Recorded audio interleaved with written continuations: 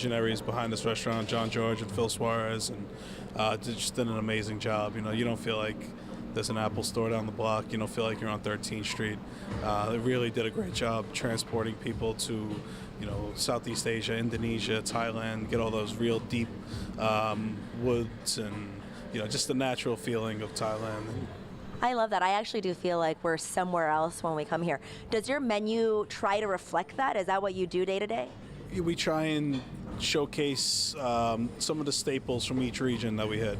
You know, so we have Vietnamese spring rolls, which is a classic street food. You know, every you know, we just try and harness the best of all these cultures. And but you also put a twist on it, right? So tell me where that comes in. Sure, we're allowed to play with a little bit of the menu. You know, it's we don't want to, you know, we don't want to replicate the exact spring roll you're going to have in Vietnam. We want to add our little twist to it. So it's about 80-20, you know, 80 authentic and 20% we could play with. So where do you get your inspiration for your dishes?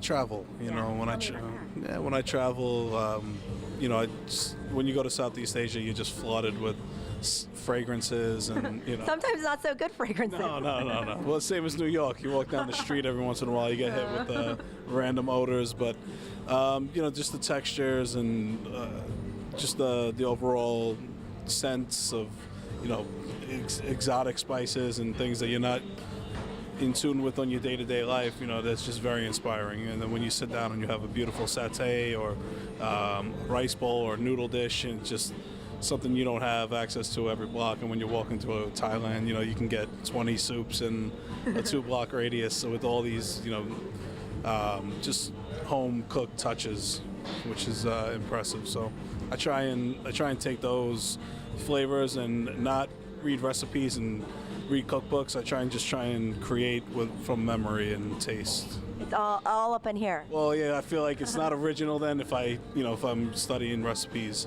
So I just really try and use my palate and use a little bit of my brain and figure out what I was eating. So it's a lot of trial and error for these guys to taste. And now, I have to say, generally speaking, when I'm eating Asian food, I don't find an Italian man behind the scenes. Right. So tell me about how you got into this. That's right.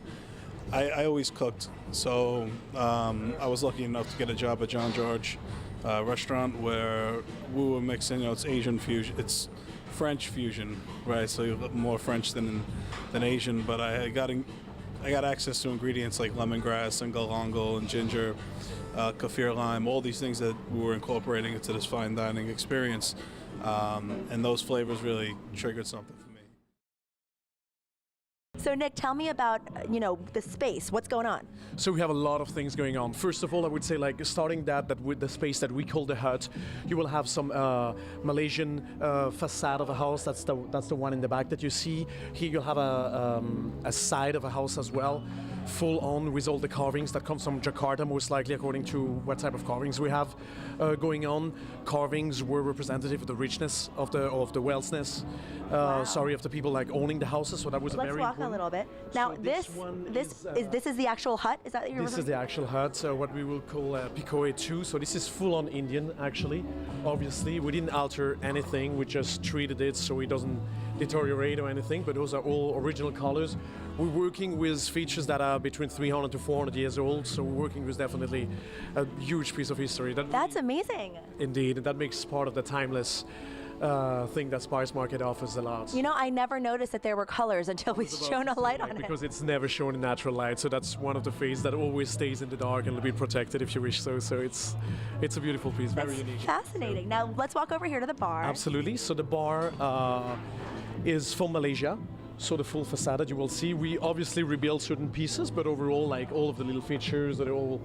Everything that you'll see here, everything is like purely original. We just rebuild a little bit around it, obviously, but completely gives that very, very unique ambiance.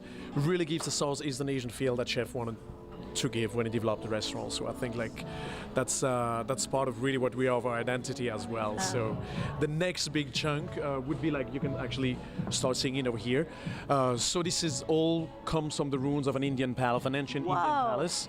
We're talking about the same thing, about like 300 years old. The whole floor comes from the same space that we completely like re-put and rebuild in the space. All the arches, you've just seen it.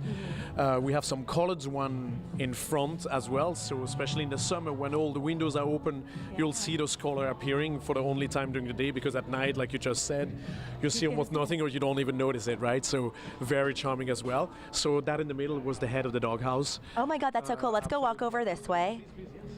So, you know, you guys have a lot of seats. You have 300 seats. So this is a very big restaurant. So tell me about what's going on here in the middle.